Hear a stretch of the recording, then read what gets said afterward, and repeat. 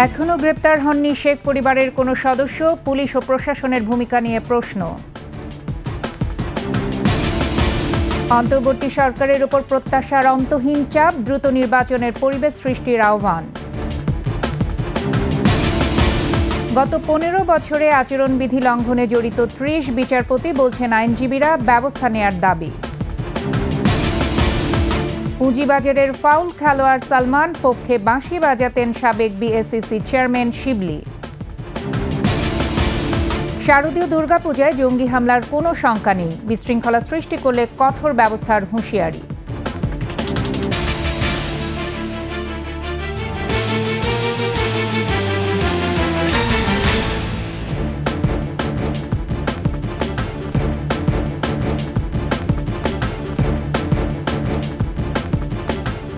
শুনছিলেন first security ইসলামী bank PLC সংবাদ শিরোনাম। সন্ধ্যার ২১শে সংবাদে প্রত্যেককে আমন্ত্রণ জানাচ্ছি আমি ফারজানা আখি। দর্শক, ২১শে টেলিভিশনের সংবাদ একই সাথে সরাসরি দেখতে পাবেন আমাদের ফেসবুক পেজ www.facebook.com/2124 অনলাইনে। এছাড়া সাবস্ক্রাইব করতে পারেন www.youtube.com/21etv চ্যানেলে। এছাড়া সংবাদে আরও থাকছে: শিশু অধিকার নিয়ে সোচ্চার ২১শে টেলিভিশন, আবারও সম্প্রচারে আসছে জনপ্রিয় অনুষ্ঠান মুক্ত খবর।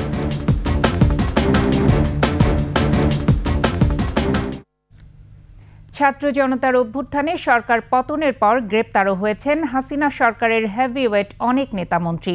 তবে ধরা ছোঁয়ার বাইরে রয়ে গেছেন শেখ পরিবারের সদস্যরা।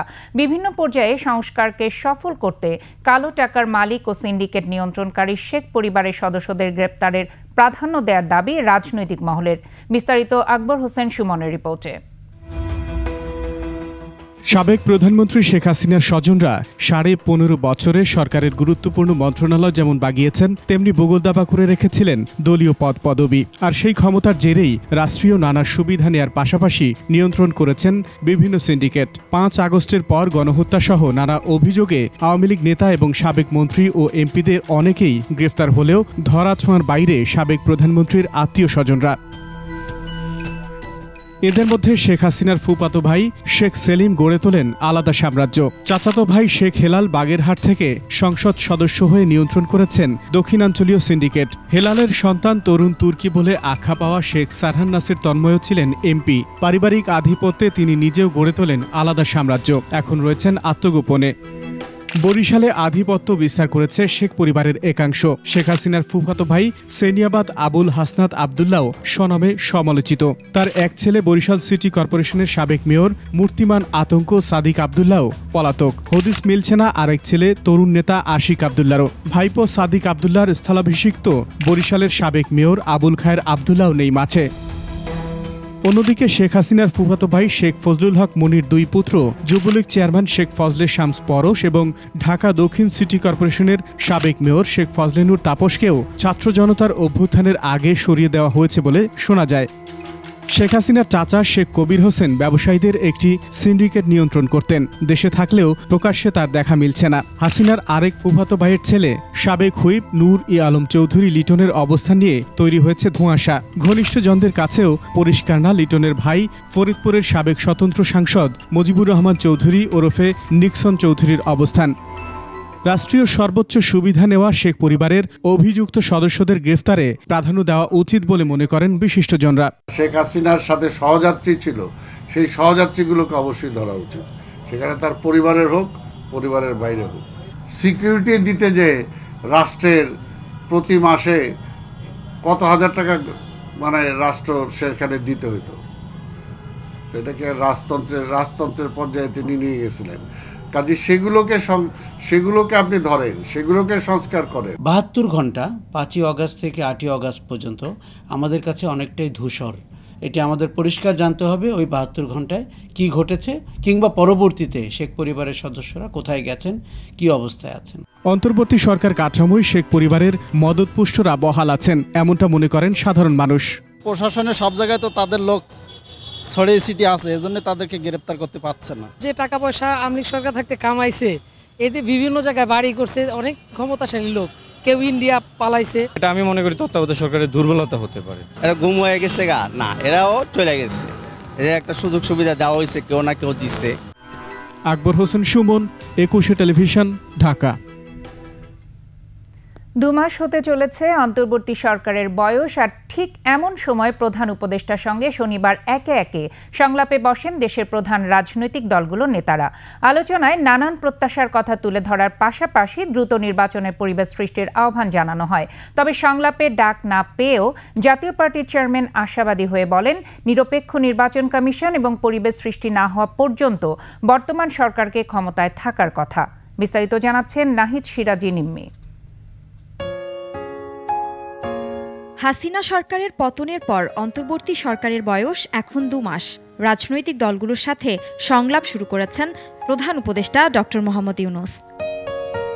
নির্বাচনের জন্য সময় বেঁধে না দিলেও দ্রুত নির্বাচনের রোডম্যাপ দেওয়ার আহ্বান জানায় দেশের অন্যতম প্রধান রাজনৈতিক দল বিএনপি। আমাদের দলের তরফ থেকে আমরা মোটামুটি 18টি বিষয় আমরা সংলাপে আমরা তুলে ধরেছি। জনগণের কাছে দায়বদ্ধ থাকার মতো একটি সরকার প্রতিষ্ঠা করার জন্য যেই সংস্কারগুলো দরকার সেই সংস্কারগুলো করতে তো আমি তো মনে করি even that is possible even within few days. সংলাপের প্রথম দিনেই ডাক পায় বিএনপি ছাড়াও অন্য রাজনৈতিক দলগুলো। কোনো দলের পক্ষ থেকে 1 থেকে 1.5 বছরের মধ্যে নির্বাচন দেওয়ার কথা বলা হয়। 2025 সালের মধ্যে সরকার যদি নির্বাচন করে একটা নির্বাচিত জনপ্রতিনিধিদের কাছে যদি ক্ষমতা হস্তান্তর করেন, আমার ধারণা মানুষের সরকারকে প্রশংসাই মানুষ করবে। প্রায় 2 মাস পার হলো, জন আকাঙ্ক্ষা পূরণের জন্য তাদের পদক্ষেপগুলো খুব বেশি দৃশ্যমান এখনো হয়নি। সংলাপে ডাক না পেলেও বর্তমান সরকারের সংস্কার কার্যক্রম সম্পর্কে আশাবাদী জাতীয় পার্টি। একটা বিধ্বস্ত কাঠামোর উপরে এত বড় একটা গুরু দায়িত্ব, এ তো ডেফিনেটলি একটা বড় ধরনের চ্যালেঞ্জ। তবে 2 মাসে ওনারা যতটুকু করেছেন আমি মনে করি খুব সঠিক পথে সঠিকভাবে ওনারা যাচ্ছেন। প্রতিটি রাজনৈতিক দলের চাওয়া প্রায় একই, আর তা হচ্ছে নির্বাচন আয়োজনের জন্য যত দ্রুত সম্ভব প্রয়োজনীয় সংস্কার শেষ করা। নাহিদ সিরাজি নিম্মি, 21 টেলিভিশন, ঢাকা। লালমনিরহাট জেলা প্রশাসকের কার্যালয়ের সহকারী কমিশনার নির্বাহী ম্যাজিস্ট্রেট তাপসী তাবাসসুম উর্মিকে ওএসডি করার পর সাময়িক বরখাস্ত করা হয়েছে। তার বিরুদ্ধে বিভাগীয় মামলার উদ্যোগ নেওয়া হয়েছে। জনপ্রশাসন মন্ত্রণালয় থেকে এসব তথ্য জানানো হয়েছে। প্রতিনিধিদের তথ্যচিত্রের ডেস্ক রিপোর্ট। সরকার ও বৈষম্য বিরোধী আন্দোলনে নিহতদের নিয়ে বিতর্ক মন্তব্য করে সামাজিক যোগাযোগ মাধ্যমে ঝড় তোলেন লালমনিরহাটের নির্বাহী ম্যাজিস্ট্রেট তাপসী তাবাসসুম উর্মি। এ ঘটনার পর তাকে ওএসডি করে রংপুর কমিশনার কার্যালয়ে বদলি করা হয়। তবে ওএসডি নয়, চাকরি থেকে বরখাস্ত এবং বিচারের দাবিতে উত্তরাঞ্চলে অনির্দিষ্টকালের ব্লকেট কর্মসূচির ঘোষণা করে রংপুর বেগম রোকেয়া বিশ্ববিদ্যালয়ের শিক্ষার্থীরা। পরে 24 ঘন্টার আলটিমেটামও দেওয়া হয়। গণবিপ্লবে যারা শহীদ হয়েছে, আহত হয়েছে, তাদেরকে কটূক্তি করার সাহস যেন বাংলার মাটিতে আর কেউ না দেখায়। অতি সত্বর তাকে যদি বাধ্যতামূলক অবসরে পাঠিয়ে আইনের আওতায় না আনা হয়, আমরা অতি সত্বর উত্তরবঙ্গ ব্লকেট সহ প্রশাসনিক অবকাঠামো সহ বিভাগীয় কমিশনারের কার্যালয় ঘেরাও কর্মসূচির মতো কর্মসূচি নিব। এরপরই তাপসী তাবাসসুম উর্মিকে সাময়িক বরখাস্তের সিদ্ধান্ত আসে। তার শাস্তির দাবি জানিয়েছেন ছাত্র আন্দোলনে নিহত আবু সাইদের পরিবারের সদস্যরাও। সরকারি নির্বাহী ম্যাজিস্ট্রেট এই আবু সাইদের সন্ত্রাস হিসেবে আখ্যায়িত করবে, একজন বিশৃঙ্খলাকারী বলবে, আমরা এটা কোনোভাবেই মানে নিতে পারি না। তাদের বিচার, কঠোর বিচার করা হোক। শনিবার নিজের ফেসবুকে বিতর্ক মন্তব্য করেন তাপসী তাবাসসুম উর্মি। খুরশিদ আলম মুকুল, ডেস্ক রিপোর্ট, 21 টেলিভিশন। গত 15 বছরে আচরণবিধি লঙ্ঘনে জড়িত প্রায় 30 জন বিচারপতির বিরুদ্ধে ব্যবস্থা নেওয়ার দাবি জানিয়েছে বিএনপি ও আইনজীবীদের একাংশ। এসব আচরণবিধি লঙ্ঘনের অভিযোগ তদন্ত করে সংশ্লিষ্ট বিচারপতিদের বিরুদ্ধে প্রধান বিচারপতি ব্যবস্থা নিতে পারেন বলে মন্তব্য করেছেন সিনিয়র আইনজীবীরা। যেহেতু বিচারপতিদের অভিশংসন প্রক্রিয়া বিচারাধীন ও সংশোধন নেই, সেখানে প্রধান বিচারপতি সিনিয়র আইনজীবীদের পরামর্শ অনুযায়ী এটি করতে পারেন বলে মত তাদের। বিস্তারিত শাকের আর্য রিপোর্টে। গত 5 আগস্ট আওয়ামী লীগ সরকারের পতনের পর রাষ্ট্রীয় বিভিন্ন প্রতিষ্ঠানে ব্যাপক রদবদল হয়। আন্দোলনের মুখে পদত্যাগ করেন প্রধান বিচারপতি সহ 6 বিচারপতি। দায়িত্ব ছাড়েন রাষ্ট্রের সর্বোচ্চ আইন কর্মকর্তাও। এরপর হাইকোর্ট বিভাগে বিচারপতির পদত্যাগের দাবিতে বিক্ষোভ করেন আইনজীবীদের একটি অংশ। গত শনিবার প্রধান উপদেষ্টার সঙ্গে বৈঠকে ২০ জনেরও বেশি বিচারপতির বিরুদ্ধে ব্যবস্থা নেওয়ার দাবি জানিয়েছে বিএনপি। হাইকোর্ট বিভাগ যেটা এখন পর্যন্ত কোনো পরিবর্তন হয়নি এবং হাইকোর্ট বিভাগের বেশিরভাগ নিয়োগই ছিল কিন্তু আপনার দলীয় ভিত্তিতে এবং প্রায় ৩০ জন বিচারককে বহাল তবিয়তে তারা কাজ করছে এখনও।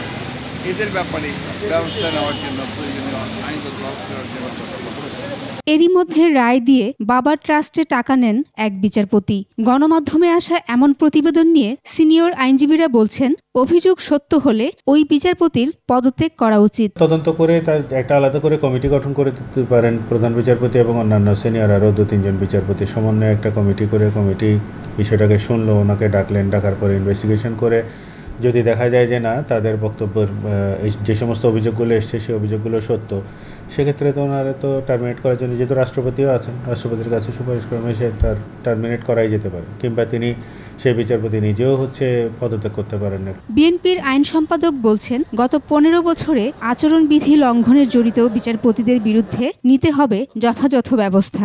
এই ফ্যাসিস্ট রেজিমের সৃষ্ট বিচার বিভাগ তৎকালীন সময়ের বিরোধী দল মত পথের যারা ছিলেন প্রত্যেককে সাফার করিয়েছে ভিন্ন ভিন্নভাবে। তো এই সাফারিংসটার জন্য তো আসলে বিচার বিভাগের শুদ্ধিকরণ এটা হচ্ছে একটা অবশ্যম্ভাবী। বিচার বিভাগ জনগণের শেষ আশ্রয়স্থল, তাই বিচার বিভাগের প্রতি জনগণের আস্থা বজায় রাখা বিচার বিভাগের সবার দায়িত্ব বলে মন্তব্য করেন তারা। শাকেরা আরজু, একুশে টেলিভিশন, ঢাকা। মাতারবাড়ি গভীর সমুদ্র বন্দর নির্মাণ প্রকল্পের ব্যয় বাড়ল ৬,৫৭৩ কোটি টাকা। এতে প্রকল্পটির মোট ব্যয় দাঁড়ালো ২৪,৩৮১ কোটি টাকা। জাতীয় অর্থনৈতিক পরিষদের নির্বাহী কমিটি একনেক সভায় এটি সহ মোট ৪টি প্রকল্প অনুমোদন পেয়েছে। বৈঠক শেষে পরিকল্পনা উপদেষ্টা জানান, প্রকল্পে ব্যবহৃত সরকারি গাড়ির সঠিক হিসাব খুঁজে বের করার সিদ্ধান্তও হয়েছে একনেকে। মেহেদী হাসানের রিপোর্ট। অন্তর্বর্তী সরকারের প্রধান উপদেষ্টা ডক্টর মোহাম্মদ ইউনূসের সভাপতিত্বে জাতীয় অর্থনৈতিক পরিষদের নির্বাহী কমিটি একনেকের বৈঠক। বৈঠক শেষে গণমাধ্যমের মুখোমুখি পরিকল্পনা উপদেষ্টা ডক্টর ওয়াহিদুদ্দিন মাহমুদ জানান, বিগত সরকারের আমলে বিভিন্ন নতুন প্রকল্পের আওতায় কর্মকর্তাদের গাড়ি কেনার বিষয়টি আলোচনা হয়েছে একনেকে।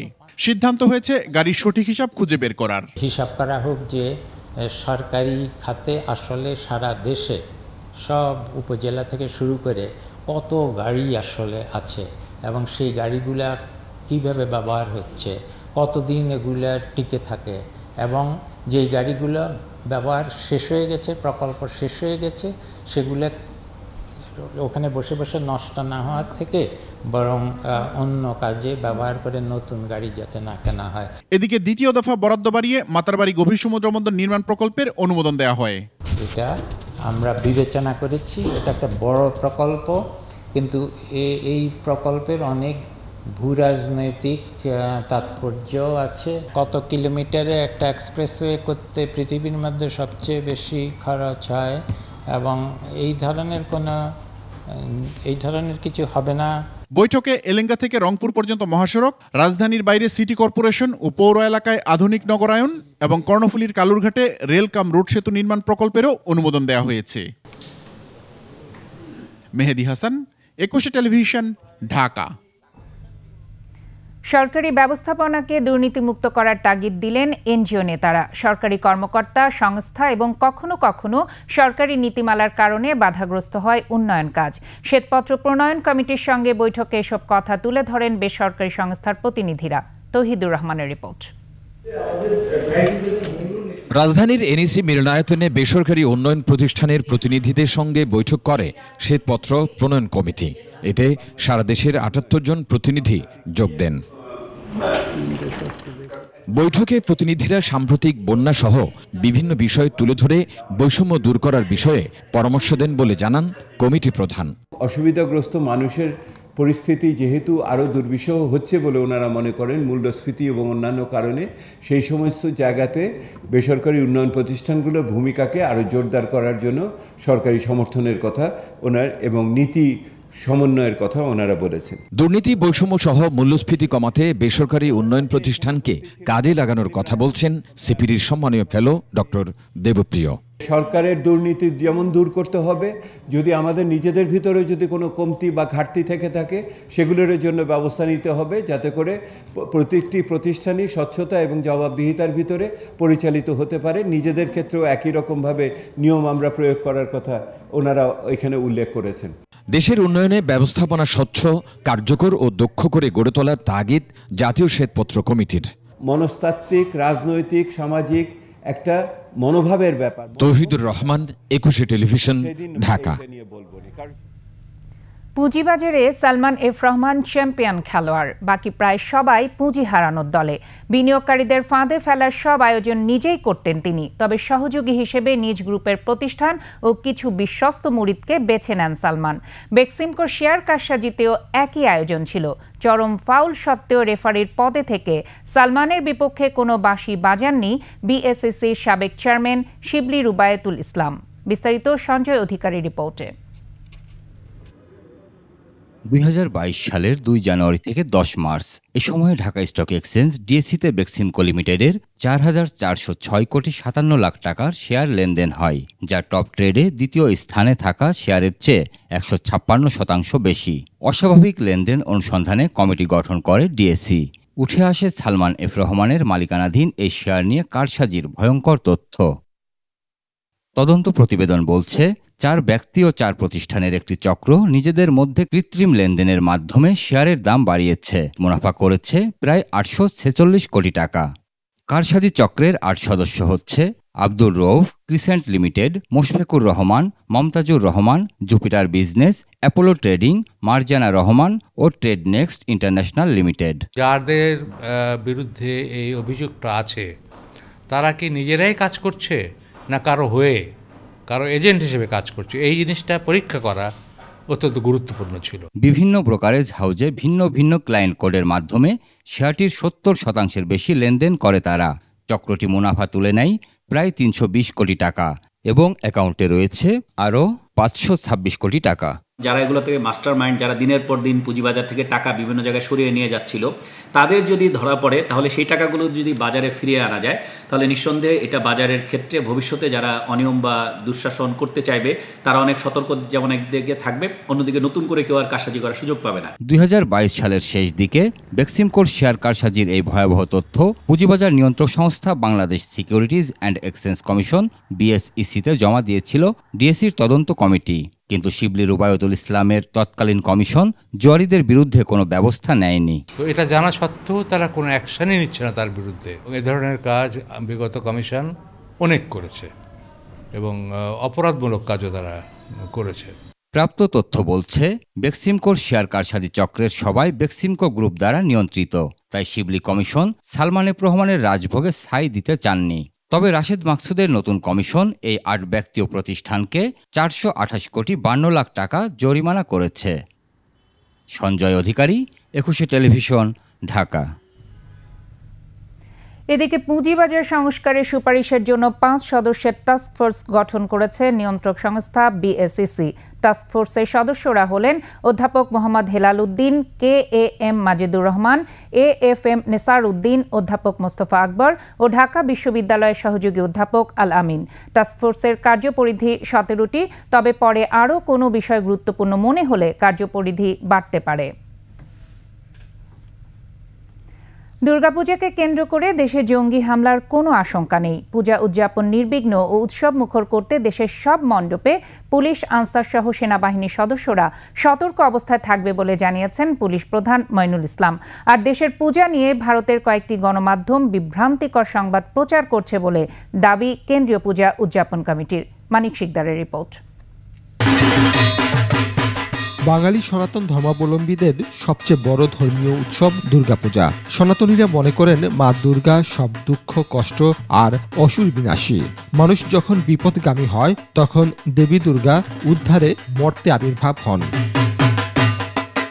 দেবী দুর্গাকে বরণ ও দুর্গোৎসব আয়োজনে এরই মধ্যে সব প্রস্তুতি নেওয়া হয়েছে। মণ্ডপে মণ্ডপে চলছে শেষ মুহূর্তের সাজসজ্জা। ভক্তরা চান পূজা হোক উৎসব মুখর। আমাদের পূজাটা যেন সুষ্ঠুভাবে হয়, অনেক সুন্দরভাবে হয়। প্রতি বছরের মতো এবার আমরা জাঁকজমকভাবে পূজা করতে পারবো। সোমবার ঢাকেশ্বরী মন্দিরে নিরাপত্তা ব্যবস্থা দেখতে যান পুলিশ প্রধান ও ঢাকা মেট্রোপলিটন কমিশনার। আইজিপি জানান, পূজা নির্বিঘ্ন করতে দেশের ৩১,০০০ মণ্ডপে ২৪ ঘন্টা নিরবচ্ছিন্ন নিরাপত্তা ব্যবস্থা জোরদার করা হয়েছে। সীমান্ত এলাকায় বিজিবি, উপকূলীয় এলাকায় কোস্টগার্ড, নৌ অঞ্চলে নৌ পুলিশ সহ বিশেষায়িত যে পুলিশ বাহিনী রয়েছে তারাও কিন্তু দায়িত্ব পালন করছে। যে কোনো পূজা মণ্ডপে যদি কেউ অপতৎপর চালায় সেই ক্ষেত্রে তাৎক্ষণিক দ্রুত ব্যবস্থা নেওয়া হবে। নাশকতার আশঙ্কা না থাকলেও পুলিশ, আনসার সহ সেনাবাহিনীর সদস্যরাও প্রস্তুত থাকবে। গুজব প্রতিরোধে কঠোর অবস্থানে থাকবে আইনশৃঙ্খলা বাহিনী। পরিপূর্ণ নিরাপত্তার সঙ্গে আমরা আসন্ন দুর্গোৎসব পালন করব। এখানে কোনো ধরনের বিশৃঙ্খলা, কোনো ধরনের অপতৎপরতা কোনো সুযোগ নাই। বাংলাদেশ সরকার কি সে দেশের সংখ্যালঘু হিন্দুদের উৎসবকে মান্যতা দেবে? দেশের পূজা উদযাপন নিয়ে ভারতীয় মিডিয়ায় নেতিবাচক খবর প্রচার করছে। এসবে বিভ্রান্ত না হওয়ার আহ্বান জানিয়ে কেন্দ্রীয় পূজা উদযাপন কমিটির সাধারণ সম্পাদক সন্তোষ শর্মা বলেন, আইনশৃঙ্খলা বাহিনী যথেষ্ট তৎপর আছে। বৈষম্যমুক্ত নতুন বাংলাদেশে পূজা হবে শান্তিপূর্ণ। কোথাকার কোন দেশের কোন মিডিয়া কি প্রচার করলো এটা আপনারা বলতে পারবেন, এটা তো আমাদের কনসার্ন নয়। আমরা তো পূজার সাথে জড়িত। সারা বাংলাদেশে আমাদের ৩১,৪৬১টি পূজা মণ্ডপে এবার পূজা হবে। রাজধানী ঢাকায় কিছু পূজা মণ্ডপ বেড়েছে। ৯ অক্টোবর ষষ্ঠীর মাধ্যমে পূজার মূল আয়োজন শুরু হয়ে ১৩ অক্টোবর দশমীতে হবে দেবী বিসর্জন। মানিক শিকদার, ২১শে টেলিভিশন, ঢাকা। প্রতিটি শিশুর অধিকার রক্ষা আমাদের অঙ্গীকার, এই প্রতিপাদ্যে পালিত হচ্ছে বিশ্ব শিশু অধিকার দিবস ও শিশু সপ্তাহ। বাংলাদেশের শিশু অধিকার নিয়ে কাজ করার প্ল্যাটফর্ম হিসেবে গণমাধ্যমের ভূমিকা ও গুরুত্ব সর্বাধিক। পিছিয়ে পড়া শিশুদের মূল স্রোতে ফিরিয়ে এনে আলোকিত মানুষ হিসেবে তুলে ধরতে চায় আগামীর জন্য। এরই ধারাবাহিকতায় সুস্থ বিনোদন, জ্ঞান, তথ্য আর শিশু অধিকারের বার্তা নিয়ে আবারও ২১শে টেলিভিশন নিয়ে আসছে বাংলাদেশের জনপ্রিয় অনুষ্ঠান মুক্ত খবর। মানিক শিকদারের আরেকটি রিপোর্ট। বাংলাদেশ পরিসংখ্যান ব্যুরোর তথ্য অনুযায়ী শিশু শ্রমের সাথে যুক্ত ১৮ লাখ, আর প্রায় ১১ লাখ শিশু ঝুঁকিপূর্ণ কাজ করে। আবাসন, খাদ্য, স্বাস্থ্য, শিক্ষার অধিকার থেকে বঞ্চিত বহু পথশিশু। প্রতিষ্ঠা লগ্ন থেকে শিশু অধিকার নিয়ে কাজ করছে ২১শে টেলিভিশন। জনপ্রিয় অনুষ্ঠান মুক্ত খবরের মাধ্যমে শিশুরাই তুলে ধরেছিল শিশু অধিকারের কথা। শিশু কিশোর সংবাদ ভিত্তিক অনুষ্ঠান মুক্ত খবরের পক্ষ থেকে অধিকারের যে বিষয়টা, এটা নিয়ে যেন সরকার এবং আন্তর্জাতিক যে সংগঠনগুলো আছে সেই সংগঠনগুলো যেন মুক্ত খবরের সাথে কাজ করতে পারে। তবে ২০১৫ সালের ২৫ নভেম্বর ২১শে টেলিভিশন বেদখল হয়ে যাওয়ার পর জনমুখী অন্যান্য অনুষ্ঠানের মতো বন্ধ করে দেওয়া হয় মুক্ত খবর। 9 ইয়ার্স আমরা এটা কাজ করতে পারিনি, যেহেতু আমরাও এখানে ছিলাম না। তো ইনশাল্লাহ এটা আবার নতুন করে আসবে এবং নতুন উদ্যমে আনার চেষ্টা করছি। আরও বিভিন্ন সেগমেন্ট থাকবে বাচ্চাদের, রিপোর্টিংয়ের ক্ষেত্রে হবে, দেখা যাচ্ছে ঢাকার বাইরেও নিয়ে যাব আমরা। নিউজ প্রেজেন্টিং করবে, রিপোর্টিং করবে। বন্ধুরা, ১২ বছর পর আবারও চালু হতে যাচ্ছে শিশুদের জনপ্রিয় সংবাদ ভিত্তিক অনুষ্ঠান মুক্ত খবর। গণ অভ্যুত্থানের পর ২১শে নবযাত্রা, পরিবর্তনের অঙ্গীকার নিয়ে আবারও সম্প্রচারে আসছে মুক্ত খবর। এরই মধ্যে সব প্রস্তুতি শেষ হয়েছে। We need something different. We have to have that freedom to talk about it. So এই যে জিনিসগুলো, এটা আমরা একটু বিল্ড আপ করতে চাই। মুক্ত খবর আনতেছি just because to build up this generation. ২১শে টেলিভিশনের চেয়ারম্যান ও সিইও জানান, ২১ মানে মাথা নত না করা। কোনো অন্যায়ের কাছে মাথা নত করবে না ২১শে। ২১শে টেলিভিশন একটা প্ল্যাটফর্ম যেখানে সবার বলার অধিকার আছে এবং মুক্তভাবে কথা বলতে পারে, সেটাই আমরা চেষ্টা করছি। তারই ধারাবাহিকতায় আমরা এখন যেমন এই যে মুক্ত খবর, যেটা খুবই জনপ্রিয় অনুষ্ঠান, সেটা আবার রিলঞ্চ করতে যাচ্ছি খুব শীঘ্রই। সুবিধা বঞ্চিত শিশু সহ সবার অধিকার প্রতিষ্ঠায় ২১শে অঙ্গীকারাবদ্ধ। শিশুরাই তো আমাদের ভবিষ্যৎ এবং এই যে যুব সমাজ, এদেরকে নিয়ে অনেক কিছু করার আছে, যেগুলো আমরা আমাদের প্ল্যানিংয়ের মধ্যে আছে এবং যেটা আগামীতে ইনশাল্লাহ দর্শকবৃন্দ দেখতে পারবে। জনপ্রিয় সব অনুষ্ঠান নব আঙ্গিকে ২১-এর পর্দায় ফিরে আসবে। ২১ হবে জনমানুষের প্ল্যাটফর্ম। প্রতিজ্ঞা পালনে আমরা অগ্রাধিকার ভূমিকা রাখব। মানিক শিকদার, ২১ টেলিভিশন, ঢাকা। এদিকে নানা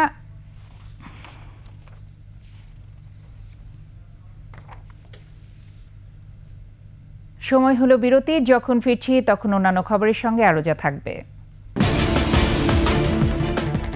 আওয়ামী লীগকে পুনর্বাসনের চেষ্টা করছে সরকারের কেউ কেউ, অভিযোগ বিএনপি নেতাদের। মেয়ের জন্য ফিউচার প্ল্যান করে রেখেছি আমার ফাইন্যান্সিয়াল পার্টনার আইডিএলসির সাথে।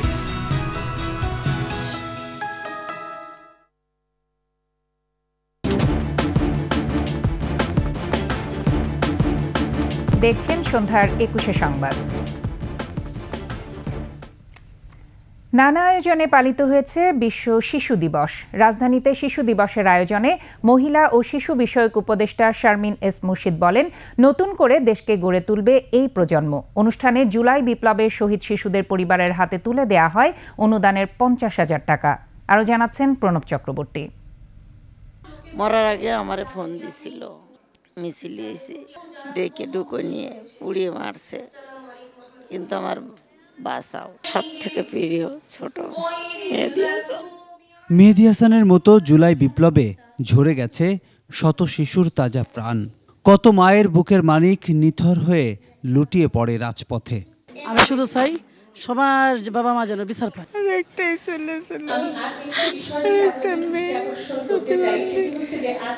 এই শিশুদের স্মৃতির স্মরণে এবারের বিশ্ব শিশু দিবসের প্রতিপাদ্য প্রতিটি শিশুর অধিকার রক্ষা আমাদের অঙ্গীকার।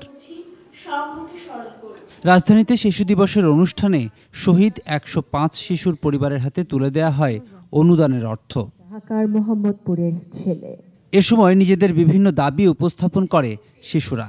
বেড়ে ওঠার জন্য সকল সুযোগ সুবিধা পেলে একদিন আমরাও গ্লোবাল সিটিজেন হিসেবে বেড়ে উঠব। সে আছে একজন ডাক্তার হবার, ডাক্তার হয়ে বাংলাদেশের গরিব দুঃখী মানুষের সেবা করার। পরে মহিলা ও শিশু বিষয়ক মন্ত্রণালয়ের উপদেষ্টা শারমিন এস মুর্শিদ বলেন, ২৪-এর আত্মত্যাগ যেন বৃথা না যায়।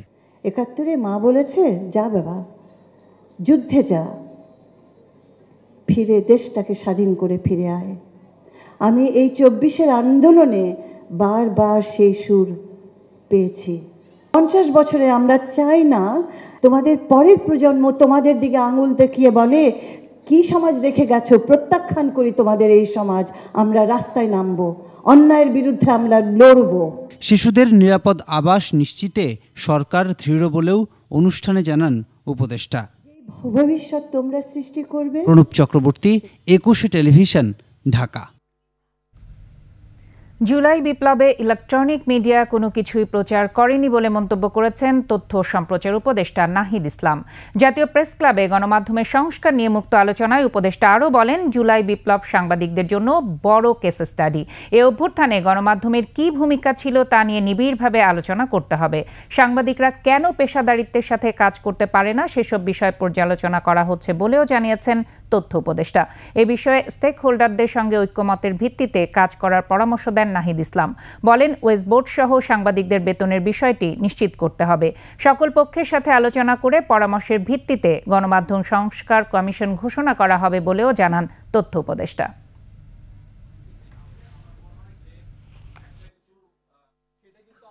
আমরা তো সেই নীতিগত সংস্কারের কথা বলতেছি, কিন্তু একই সাথে সাংবাদিকদের ভিতর থেকেও সেই রেজিস্ট্যান্সটা আসলে প্রয়োজন।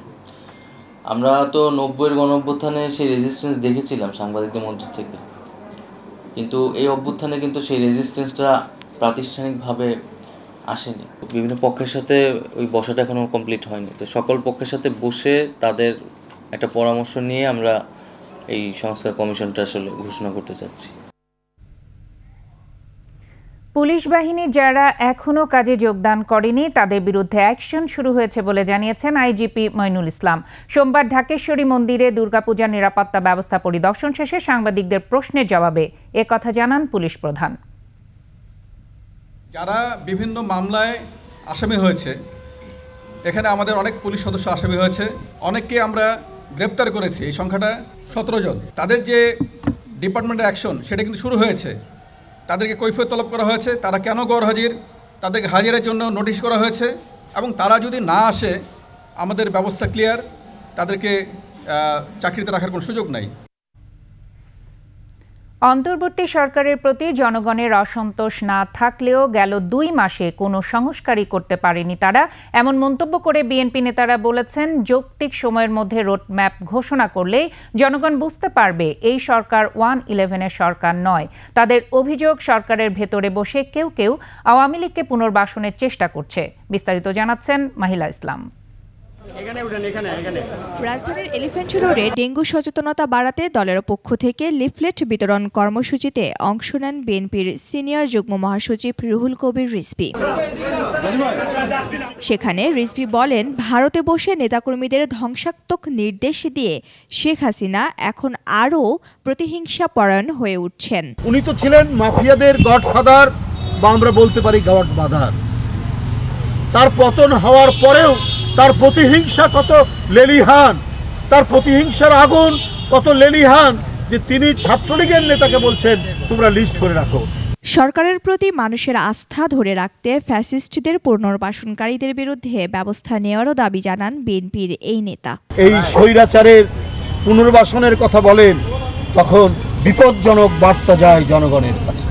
জাতীয় প্রেস ক্লাবের অভ্যুত্থান পরবর্তী বাংলাদেশ, আগামীর নির্বাচন ও তারেক রহমান শিরোনামে আলোচনা সভা হয়। এতে যোগ দিয়ে বিএনপি চেয়ারপারসনের উপদেষ্টা জয়নুল আবেদিন ফারুক অন্তর্বর্তী সরকারকে শীঘ্রই নির্বাচনের তারিখ ঘোষণা করে রোডম্যাপ দেওয়ার দাবি জানান। অন্তর্বর্তীকালীন সরকারের প্রতি আমাদের জোরালো সমর্থন থাকবে, সাথে সাথে এইটুকু থাকতে হবে, রোডম্যাপ অবশ্যই আপনাকে দিতে হবে। এই রোডম্যাপের মাধ্যমে যে নির্বাচন হবে, সেই নির্বাচনে জনপ্রতিনিধিরাই বাংলাদেশের রাজনীতি ঠিক করবে। হাসিনা সরকার সংবিধান নষ্ট করে দেশের অনেক ক্ষতি করেছে উল্লেখ করে আওয়ামী লীগকে নিষিদ্ধের দাবিও ওঠে আলোচনার সভা থেকে। এই বলে আমি আমার সংক্ষিপ্ত মাহিলা ইসলাম, 21 টেলিভিশন, ঢাকা। বিএনপি কর্মী আমিনুল হত্যার অভিযোগে রাজধানীর পল্টন থানার মামলায় সাবেক মন্ত্রী সাবের হোসেন চৌধুরীকে 5 দিনের রিমান্ড দিয়েছেন আদালত। আর যুবদল নেতা শামীম হত্যার ঘটনায় পল্টন থানার আরেক মামলায় সাবেক 2 সচিব নজিবুর ও আমিনুলকে 3 দিনের রিমান্ড দেওয়া হয়েছে। সোমবার আসামিদের হাজির করে উভয় পক্ষের শুনানি শেষে বিচারক জামিন নামঞ্জুর করে রিমান্ড মঞ্জুর করেন। কোর্ট এলাকায় এদিন আসামিদের ওপর ডিম নিক্ষেপ এবং সবুজবাগ এলাকায় ছাত্রলীগ নেতাদের মারধর করে বিএনপি কর্মীরা। এ সময় সেনা ও পুলিশের নিরাপত্তাও ছিল আদালত পাড়ায়। বিস্তারিত জানাচ্ছেন মানিক শিকদার। সাবেক মন্ত্রী সাবের হোসেন চৌধুরীকে 2022 সালে বিএনপি কর্মী আমিনুলকে হত্যার মামলায় গ্রেফতার দেখানো হয়। বিকেলে তাকে আদালতে নেয়ার সময় ডিম ছোড়ে বিএনপি কর্মীরা। সাবের হোসেনের বিরুদ্ধে দেয়া হয় স্লোগান। ছাত্র জনতা যে আন্দোলন হয়েছিল, এই আন্দোলনের সময় যে মুগদাতে ব্রিজের নিচে গুলি করে যে আহত করা হয়েছিল, অনেকে হত্যা করা হয়েছিল, তাদেরকে চিকিৎসা দেওয়ার জন্য সেই মুগদা মেডিকেল কলেজের গেট বন্ধ করে দেওয়া হয়েছিল, তাকে চিকিৎসা করতে দেয় না এই সাবের হোসেন চৌধুরী। অপর 2 আসামি সাবেক মুখ্য সচিব নজিবুর রহমান ও সাবেক জননিরাপত্তা সচিব আমিনুল খানকে সিএমএম কোর্টে নেওয়া হয়। 10 দিনের রিমান্ড আবেদনের পরিপ্রেক্ষিতে বিচারক মাহবুবুল হক 3 দিন করে রিমান্ড দেন, নামঞ্জুর করেন জামিন আবেদন। সাবের হোসেন চৌধুরী অফিসিয়ালি এবং কোনোভাবেই এই ঘটনার সাথে এবং এই মামলার সাথে এবং নির্দেশনা এবং জড়িত থাকার কোনো সুযোগ নেই, এবং তাকে এই মামলায় রাজনৈতিকভাবে হয়রানির জন্য গ্রেপ্তার করা হয়েছে এবং অপরাপর অন্যান্য মামলায় তাকে গ্রেপ্তার দেখানো হয়েছে। রিমান্ডে সুপ্রিম কোর্টের বিধি পালনে ব্যবস্থা নেয়ার নির্দেশ দেন আদালত। বিএনপি নেতাকর্মীরা কোর্ট এলাকায় আওয়ামী লীগ ছাত্রলীগ নেতাকর্মীদের মারধর করে। আদালত এলাকায় ছিল কঠোর পুলিশি ও সেনা নিরাপত্তা। মানিক শিকদার, 21 টেলিভিশন, ঢাকা। বন্যা পরিস্থিতির খবর। শেরপুরে বন্যা পরিস্থিতির অবনতি হয়েছে, পানিতে ডুবে মারা গেছে এ পর্যন্ত 7 জন। নেত্রকোনা ও ময়মনসিংহের নতুন নতুন এলাকা প্লাবিত হয়ে বেড়েছে জনদুর্ভোগ। তলিয়ে গেছে বসতবাড়ি, রাস্তাঘাট, ফসলি জমি ও মাছের খামার। এছাড়া গাইবান্ধা, রাজবাড়ী ও সিরাজগঞ্জের বিভিন্ন স্থানে বৃষ্টিতে জলাবদ্ধতা সৃষ্টি হয়েছে। প্রতিনিধিদের তথ্য ও ছবিতে ডেস্ক রিপোর্ট। শেরপুরে নতুন নতুন এলাকা প্লাবিত। নালিতাবাড়ি, ঝিনাইগাতি ও শ্রীবর্দীর 22টি এবং নকলা ও সদর উপজেলার 8টি ইউনিয়নে নতুন করে পানি প্রবেশ করেছে। বন্যা কবলিত প্রায় 2 লাখ মানুষ। ভোগাই নদীর পানি নাকুগাঁও পয়েন্টে বিপদসীমার উপর দিয়ে প্রবাহিত হচ্ছে। বসতঘর ভেঙে যাওয়ায় এলাকাবাসী ছুটছেন আশ্রয়ের খোঁজে। পানিতে ডুবে এ পর্যন্ত মারা গেছে 7 জন। দেখা দিয়েছে সুপেয় পানি, স্যালাইন ও শুকনো খাবারের সংকট। আমার বয়স 80-এর উপরে গেছে, এর মধ্যে এই পানি আমি জীবনও দেখিনি। আমরা ধান খেত গেল গা, রাস্তাঘাট তলাই গেছে গা, আমরা খামুকি কিছুই নাই। ফসল তো শেষই একবার ডুবে গেছে গা, পানি খাওয়ার কোনো নাই। ধান যা আবার ফসল করেছিলাম সব তলাই গেছে গা। এদিকে উজানের বাড়িঘর থেকে পানি নেমে যাওয়ায় নালিতাবাড়ি ও ঝিনাইগাতিতে ক্ষয়ক্ষতির চিত্র ফুটে উঠেছে। প্রশাসন জানিয়েছে শত শত ঘরবাড়ি বিধ্বস্ত হয়েছে, ভেসে গেছে পুকুরের মাছ, ডুবে গেছে ফসলি জমি, ভেঙে পড়েছে গ্রামীণ যোগাযোগ ব্যবস্থা। নেত্রকোনায় নদ নদীর পানি বৃদ্ধি পাওয়ায় বন্যার আশঙ্কা দেখা দিয়েছে। দুর্গাপুর ও ময়মনসিংহের ধোবাউড়া এলাকার নেতাই নদীর পাড় ভেঙে কংস সুমেশ্বরী নদীর পানি বেড়েই চলেছে। পূর্বধলার জারিয়া পয়েন্টের নাটের কোনায় বেড়িবাঁধ ভেঙে পানি ঢুকছে লোকালয়ে। বাইরের যারা ছিল সবারই ক্ষতি। জারিয়ার অর্ধেক, পূর্বধলার সদর, কলিশাপুর, বিষ্কাকুনি এইসব অঞ্চলগুলো প্লাবিত। ইতোমধ্যে জেলা প্রশাসনের পক্ষ থেকে 11টি আশ্রয়কেন্দ্র খোলা হয়েছে। সেখানে আশ্রয় নিয়েছে 115টি পরিবার। দুর্গত 1000 পরিবারের মাঝে চাল, ডাল, তেল, শিশু খাদ্য ও গোখাদ্যের জন্য নগদ অর্থ বিতরণ করা হয়েছে। ময়মনসিংহের সীমান্তবর্তী উপজেলা হালুয়াঘাট ও ধোবাউড়ার বন্যা পরিস্থিতি অপরিবর্তিত রয়েছে। ফুলপুর উপজেলার আরও 3টি ইউনিয়নে বন্যা দেখা দিয়েছে। শতাধিক গ্রাম এখনও বন্যা কবলিত। পানিবন্দী প্রায় 1.5 লাখ মানুষ। পানিতে তলিয়ে গেছে রাস্তাঘাট, বাড়িঘর, ফসলি জমি, মাছের খামার। Masuma Lisa, desk report, 21 television. শেষ হয়েছে ক্যামেরা ট্র্যাপিং পদ্ধতিতে সুন্দরবনের বাঘ গণনা। মঙ্গলবার প্রকাশ করা হবে ফলাফল। বন বিভাগ বলছে 6 বছরের ব্যবধানে এবার বেড়েছে বাঘের সংখ্যা। তবে পরিবেশবিদরা মনে করছেন সুন্দরবনে বাঘের সংখ্যা বাড়ার আভাস মিললেও টিকে থাকা নিয়ে আছে সংশয়। মোংলা প্রতিনিধি আবুল হাসানের তথ্য ছবিতে ডেস্ক রিপোর্ট। 2015 ও 18 সালে 2 দফা গণনা হয়েছিল সুন্দরবনের বাঘ। 2023 সালের নভেম্বরে তৃতীয়বারের মতো আবারও সুন্দরবনে বাঘ গণনা শুরু হয়। চলে 2024 সালের ফেব্রুয়ারি পর্যন্ত। সুন্দরবনের খুলনা, সাতক্ষীরা ও বাগেরহাটে 639টি গ্রিডে 1200 ক্যামেরা বসিয়ে সংগ্রহ করা হয় বাঘের ছবি। ক্যামেরা ট্র্যাপিংয়ে প্রাথমিকভাবে বিভিন্ন প্রজাতির প্রাণীর 10.5 লাখের বেশি ছবি পাওয়া যায়। তা থেকে 7,500 বাঘের ছবি নিয়ে চলে বিশ্লেষণ। পরিবেশবিদরা বলছেন বাঘের সংখ্যা বাড়ার সুখবর থাকলেও হুমকিগুলো রয়েছে আগের মতোই। বাংলাদেশের ফুসফুস সুন্দরবনের পর্যটন শিল্পের বিকাশ ঘটাতে হবে। সুন্দরবনের আশেপাশে যে গ্রামগুলি আছে সেইগুলোকে ইকো ভিলেজ ট্যুরিজম সেন্টারে পরিণত করতে হবে। অতিমাত্রায় জলোচ্ছ্বাস এবং এর কারণে অনেক সময় বাঘের যে আবাসস্থলগুলো এগুলো ইনান্ডেটেড হয়ে এটা অনেকখানি নষ্ট হয়ে যাচ্ছে। আর দ্বিতীয় আরেকটা যে জিনিস ঘটছে সেটা হচ্ছে লবণাক্ততা বৃদ্ধির কারণে ভেজিটেশনে পরিবর্তন আসছে এবং ভেজিটেশনের উপরে নির্ভরশীল যে প্রাণীরা, বিশেষ করে হরিণ এবং শূকর যেগুলো বাঘের প্রধান খাবার, সেগুলো কিন্তু আস্তে আস্তে কিছু কিছু জায়গায় কমে যাচ্ছে। বন কর্মকর্তারা আশা করছেন আগের 2 জরিপে বাঘের সংখ্যা কম পাওয়া গেলেও এবার তা বেড়েছে। মোট বাঘের সংখ্যায় এর প্রতিফলন ঘটবে বলেও জানান তারা। বিভিন্ন বন্যপ্রাণীর ছবি পেয়েছি, বাঘের ছবি পেয়েছি, বাঘের বাচ্চার ছবি পেয়েছি। এটা আমাদের জন্য এবার একটি ইউনিক কাজ হয়েছে। 2015 এবং 2018 সালের তুলনায় আমরা এবার অনেক বেশি অর্গানাইজড ওয়েতে এই কাজটা শেষ করতে সক্ষম হয়েছি। সুন্দরবনের বাঘ গণনা ও বাঘ সংরক্ষণ নামে 2টি মেগা প্রকল্পে খরচ হয় 36 কোটি টাকা। ক্যামেরা ট্র্যাপিং এর মাধ্যমে 3 বছর ধরে বাঘ গণনা করছে বন বিভাগ। সমর ইসলাম, ডেস্ক রিপোর্ট, 21 টেলিভিশন। আবারও বিরতি। যখন ফিরছি তখন অন্যান্য খবরের সঙ্গে আরও যা থাকবে। মাইক্রো আরএনএ আবিষ্কার ও জিন গবেষণা, চিকিৎসায় নোবেল পেলেন 2 মার্কিন বিজ্ঞানী। মেয়ের জন্য ফিউচার প্ল্যান করে রেখেছি আমার ফাইন্যান্সিয়াল পার্টনার আইডিএলসির সাথে।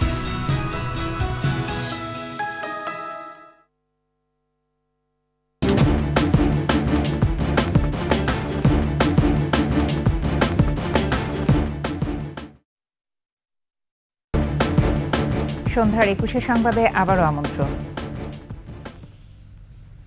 অতিরিক্ত দাহ্য গ্যাস থাকায় রাষ্ট্রীয় মালিকানাধীন জাহাজ বাংলার জ্যোতিতে আগুনে বিস্ফোরণের ঘটনা ঘটে বলে তদন্ত প্রতিবেদনে জানিয়েছে বাংলাদেশ শিপিং কর্পোরেশন বিএসসি। পরপর দুটি জ্বালানি তেলবাহী জাহাজে অগ্নিকাণ্ডের ঘটনায় নৌ পরিবহন মন্ত্রণালয়ের অতিরিক্ত সচিবের নেতৃত্বে গঠিত কমিটি তদন্ত শুরু করে। এর মধ্যে বাংলার জ্যোতি জাহাজে দাহ্য গ্যাসের কারণে দুর্ঘটনা ঘটে বলে প্রাথমিক প্রতিবেদন দাখিল করেছে কমিটি। যেটি এলাকায় অগ্নি নির্বাপন ব্যবস্থার আধুনিকায়ন সহ 4 দফা সুপারিশও করে তারা প্রতিবেদনে।